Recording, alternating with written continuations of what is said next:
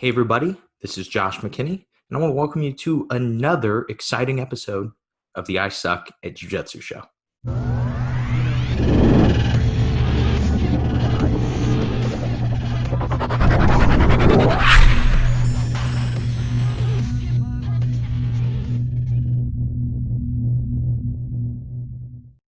Now, today we're going to get into something a little different. We're going to do a follow-up episode. We never really do follow-up episodes. I guess I usually get all of my thoughts and ideas out on something in one episode. But today, we're going to do a follow-up. Last week, I did an episode just talking about, do I have the best coach? Okay, it's just some questions to ask yourself to say, is my gym the most conducive place for me?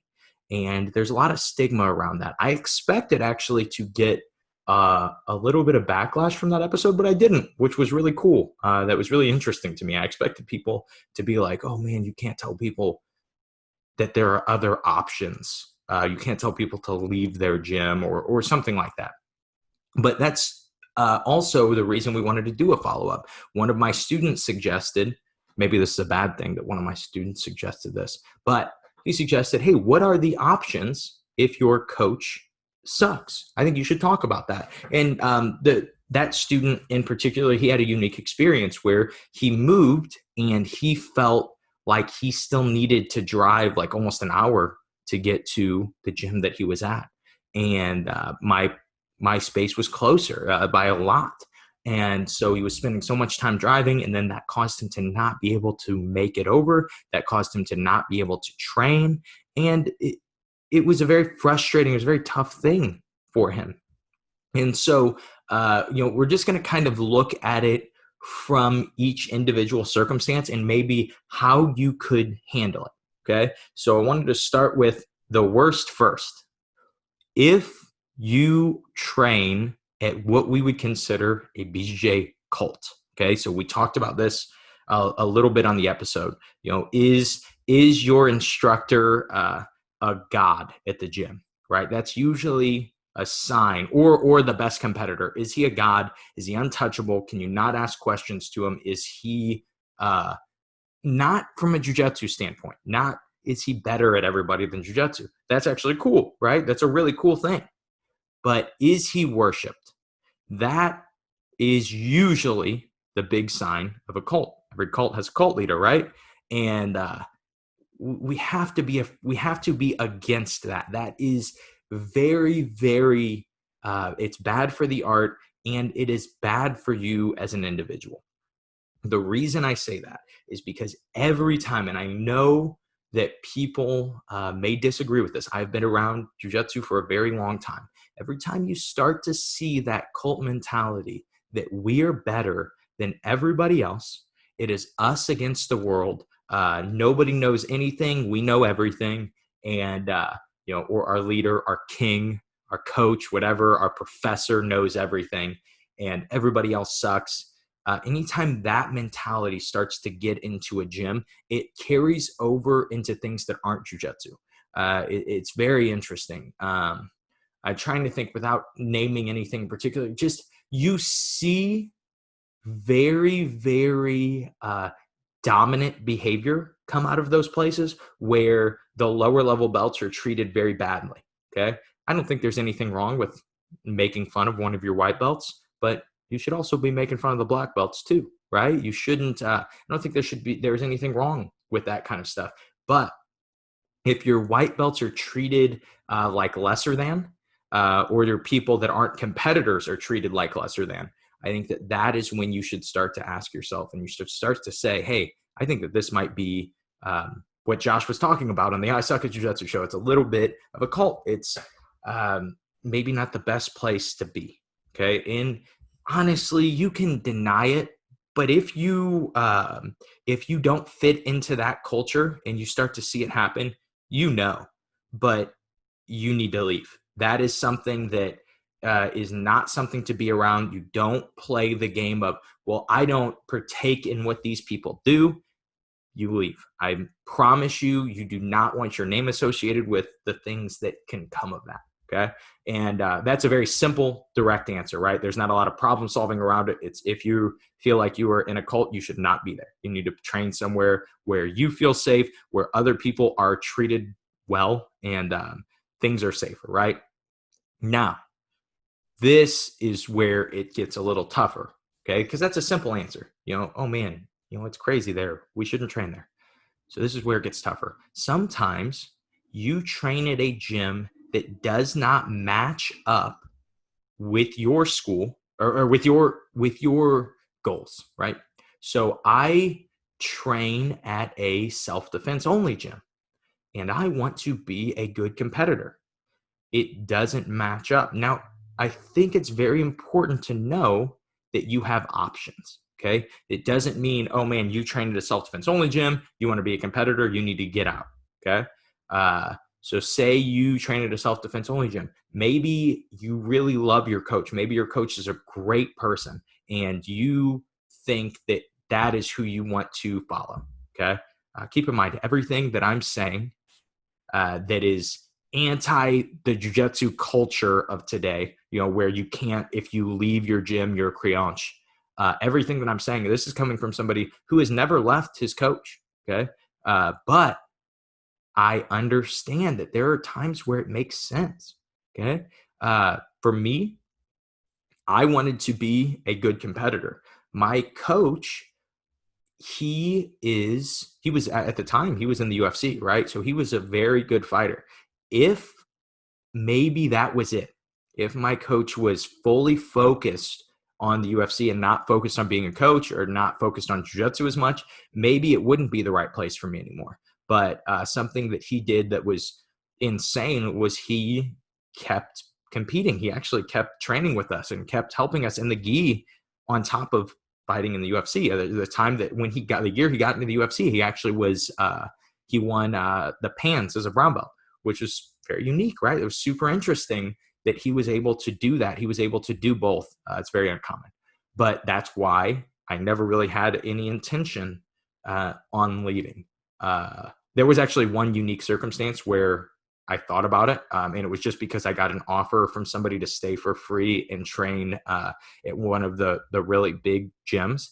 And I was 18 at the time, so I had nothing else to do. And I thought about that, and I didn't stay out of loyalty because I know my coach wouldn't have been offended because he would have totally been accepting of it and he would have helped me in any way that he could. I just stayed because I loved the environment that I was training in. And so that is, I think, something that's important to note.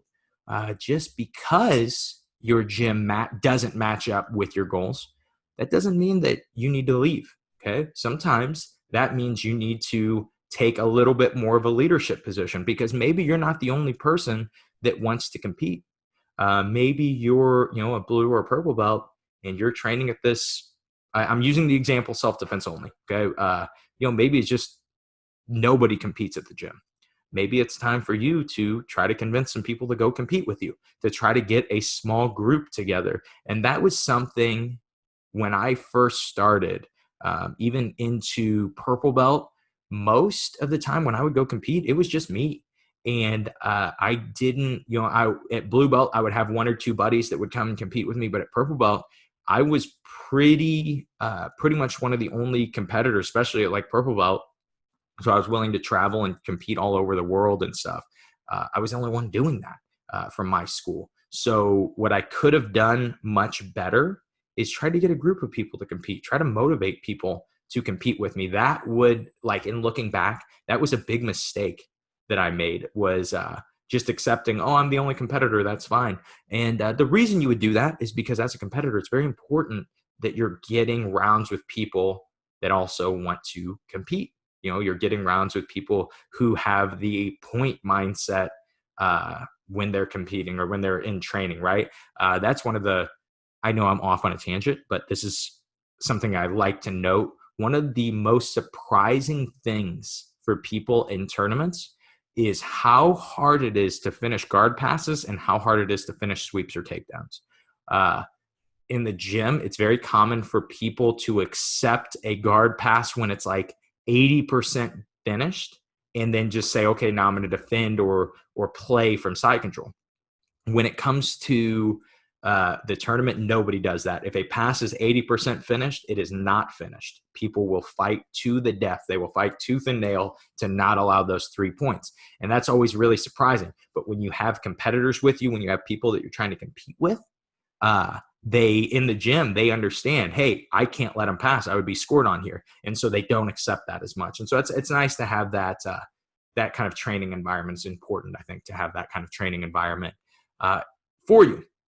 So that is how, like, if that was your situation, if you were in a situation where there was no competitors at your school, I would try to take that leadership position. And you don't have to be like, okay, I'm the coach. You just say, hey, is there anybody that wants to compete?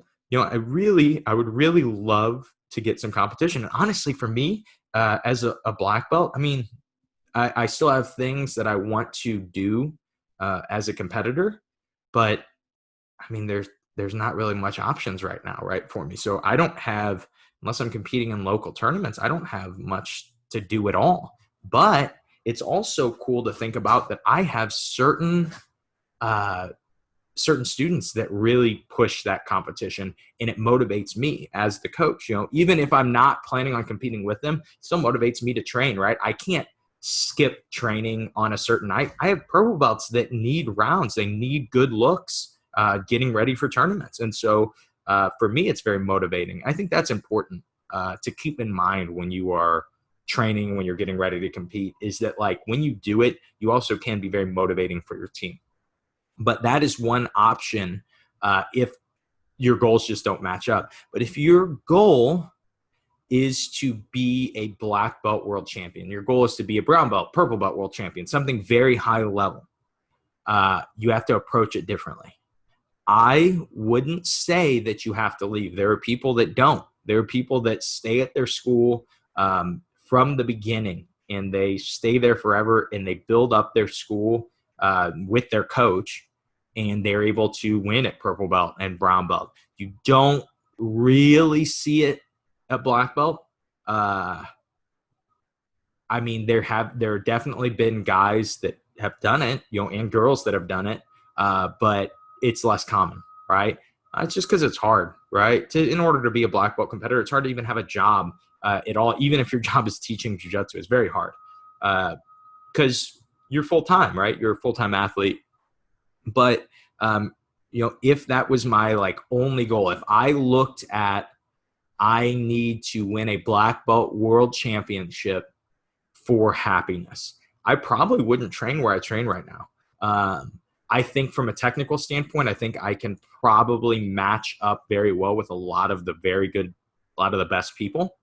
But from an athleticism standpoint, a hard round standpoint, it's very hard for me to compete against the guys that are training with other world champions every single day, right? Because it's hard to match that intensity with my blue and purple belts. And I have ways around that. I have ways that I try to deal with that. I kind of accept that is the circumstance and, problem solve out of it. But the big thing not to do, okay, this is very important, is don't use it as an excuse. Okay, don't say my team doesn't compete, and so I'll never be a good competitor. Okay, understand you have options. You have a choice. Whether your choice is to leave, you can leave and go somewhere else, whether in your same area, or if you're really committed, you can even move for jiu-jitsu. That happens. People move for their jiu-jitsu. Maybe you have a job that you can apply somewhere else, and you can try to get a job somewhere else. I think it's just important to understand that can be your option in that circumstance. Now, I want to give another situation, another scenario. We talked about if you're in a cult. We talked about if your gym just doesn't match up with your goals. Now, what if it just doesn't make sense, whether financially, whether time-wise? The student that suggested this episode, he moved and he had to drive like an hour to get to his old school. And then imagine that if you have a family, you're driving an hour there and an hour back, and then at least an hour at the gym while you're training, probably longer, because you're changing when you have to change when you get there. You change when you leave, you talk. It can be so much. It can be very demanding. And so understanding that you can leave your gym for that circumstance. And I know that that sounds weird, but or it sounds like offensive. You can't leave your gym. You gotta make the drive. Kenny, he drives an hour and a half both ways to train, so you could too. And you get that a lot. I hear with coaches, oh, well, when I was training, I would do this or that. But dude, not everybody's circumstance is the same. You know, I don't feel like driving an hour to train. I don't feel like driving an hour there and an hour home. Just not something I want to do. I paid to be here. Okay, this is, as much as jiu-jitsu is a cool camaraderie, and it's there's a lot of friendship there. It is still a business. You can't come to my gym if you don't pay. So you can not pay and not come to the gym, and I will not be offended. I'm not saying that some coaches won't be. You have to understand that that might be something something that some coaches do, is they feel that they've invested a lot of time or whatever. And I don't think that maybe I do think that it's wrong for them to be offended by that. I think it's silly for them to be offended by it. I wouldn't say it's wrong, right? Having feelings, I don't think is probably morally wrong to feel a certain way about something. If they are mean to you, if they are they badmouth you because you left, now that I think is wrong. I don't think you should do that. So I'll just kind of finish the thought processes of this with how should you leave if you were going to leave your gym, because that's really important. You know, you're going to get, it's time for you to leave. It's time for you to get going. How do you leave? How do you initiate that? It's very important to be upfront. It's very important to tell your coach, to tell the owner of the gym, whatever, whoever you're going to have to tell, as soon as you know, like, hey, I'm not going to be able to do this anymore. Maybe you have a contract at your gym. Maybe you're just going to finish out your contract. It's just very important to be upfront about that. And the reason it's important is because you want to make sure to cover your bases. You want to make sure that if they're mad at you, that it's just because their own ego, right? I might be, I don't know, I'm trying to think of a specific circumstance, but maybe the circumstance is this. I have a student that teaches classes for me and stuff like that. And then all of a sudden one day they just stopped showing up. I'm like, hey, where'd you go? And they said, oh, I train at a different school now. That I might be offended by. I might be like, hey, why didn't you just tell me that? That was bizarre to not tell me. So I think just being open and being honest. I don't know specifically of any of my students that have come from different schools that struggled with their coach in leaving. A lot of times they just tell them, hey, I moved. Hey, my job is over here. Hey, I just like this, maybe they do more no-gi at this gym, or they do more gi at this gym, and that's what I want to focus on.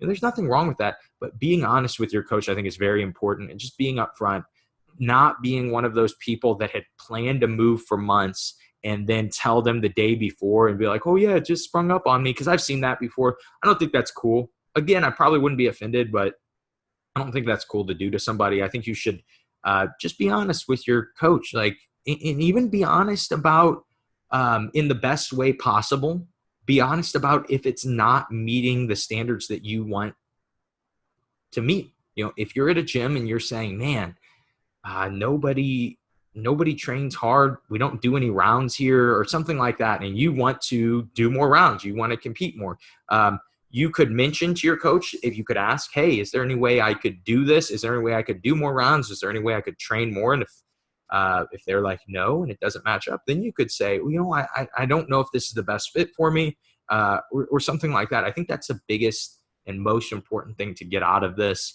is, no matter what your circumstance, you can just be honest. And something else that you can do, and this is kind of the last one, if you feel like you're not getting the technique that you would want, because that, I think, used to be one of the biggest reasons people would leave gyms. When I started jiu-jitsu, they were kind of getting out of this because like internet marketing was getting bigger and people were doing more stuff online.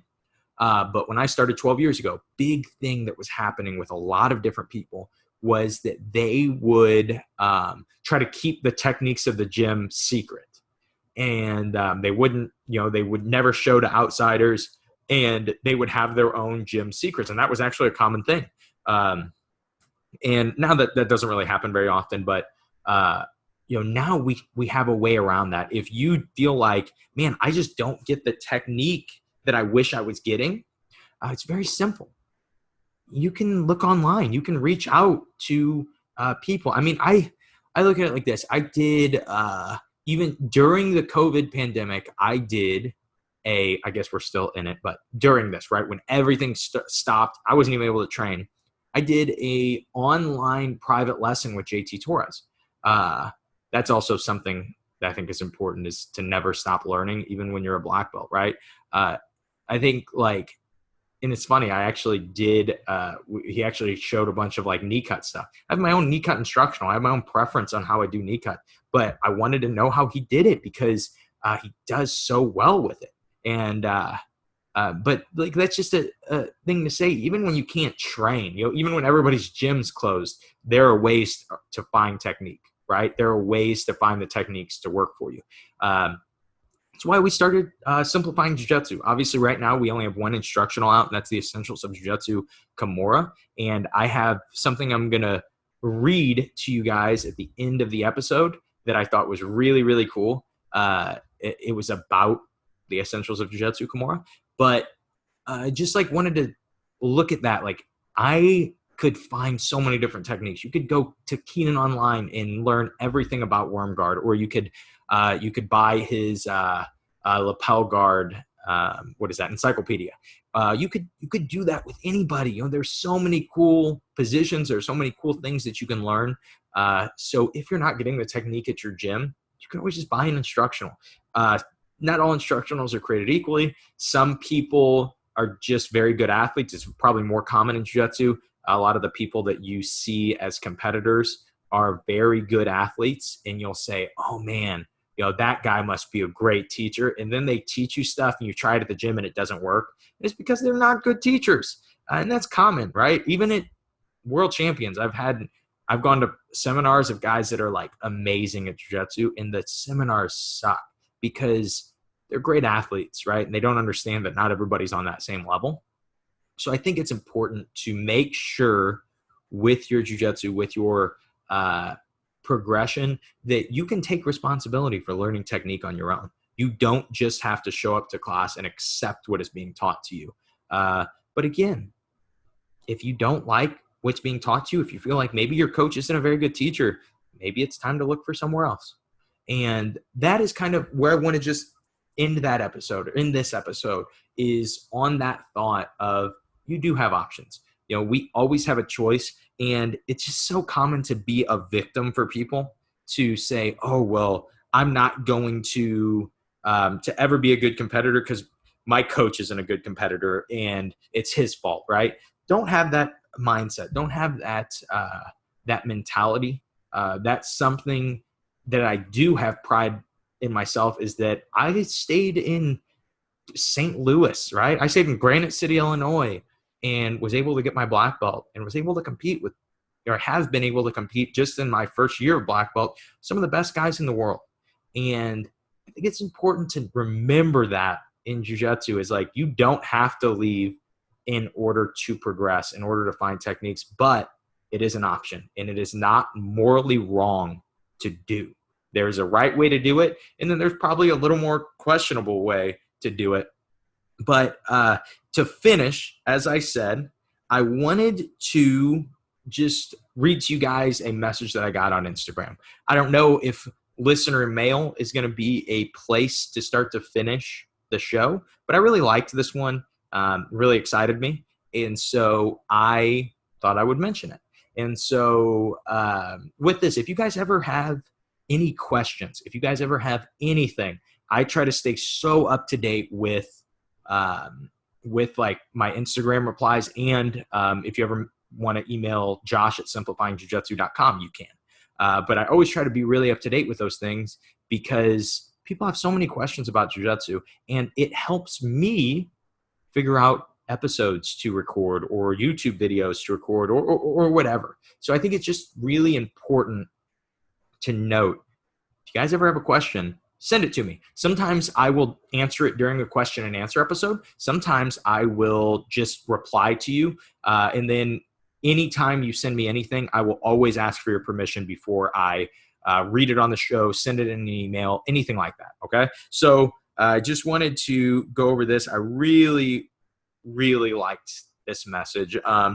Just a little background. This message is from a guy that has been training, I think it's under 6 months. And, we just talked about doing private lessons and stuff. And I might do an episode on that, on how to approach doing a private lesson, because that's like not something we're ever taught. And so then you just show up and you're like, oh, I'll learn whatever. That kind of sucks, right? Because sometimes you learn stuff that doesn't match up for your body or your game or something like that. But back to the message that I just received on, I believe it was Sunday. So, hey, Josh, here's my update. No private lessons yet, but at Open Gym, I've been working with the coaches on positions and framing. Basically, I'm still getting caught with arm bars, but that's because I'm still new and I forget to keep my elbows in, but I have learned how to escape them as well. Then he says, I bought your Kimura tutorial. And tutorial, that's a great word. I always call it a course. Tutorial sounds so much more professional. So I bought your Kimura tutorial, and I've finished white belts all the way up to purple with your techniques. I'm still trying to figure out what guards I like, but overall, I'm getting about 15 to 20 rolls in without getting submitted at open mat. Thank you for your advice so far. It's much appreciated. And for me, that was something that was really cool for me. When I teach at my gym, I can watch my students have success. When I show them a move, I can see that night, because we positional spar a lot. I've told you guys about this. We talked about this a lot. We positional spar a ton. So if I show a move, they have the opportunity to probably hit it. Doesn't mean they're always going to hit it, but they have the opportunity. So you see what you teach work. Now, the tough thing about that is if I show a move, let's say I show for a month at my school, I am all about Kimuras and I'm showing everybody Kimuras.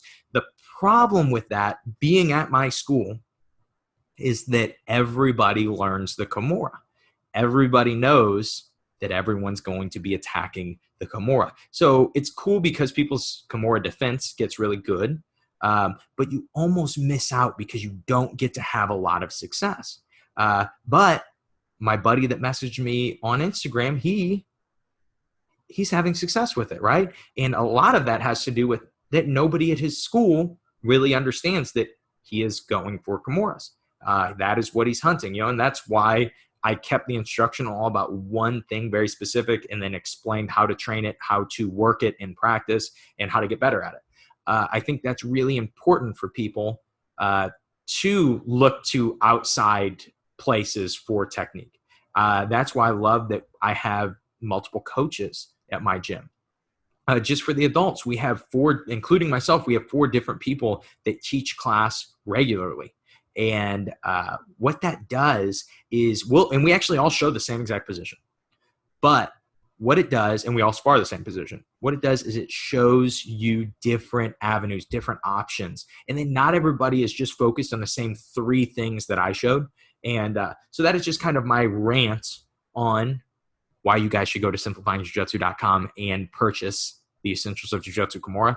But also, it's just my rant on why it's important to learn from other sources. It doesn't mean that the perfect example, if one of my students, or if one of you guys buys my Kimura DVD, course, tutorial, instructional, whatever you want to call it, and you start to see a lot of success, maybe it becomes your game and you start to see a ton of success, does not mean that I'm a better coach than yours. What it means is you brought something different to the table. And I always look at bringing something different to the table as something that helps the entire team. I specifically with Kimuras, I have really good Kimura defense. The reason I have really good Kimura defense is when I was a purple belt, Trevor, one of the blue belts at the gym in my coach's gym, he got really into Kimuras, and he was hunting them from everywhere.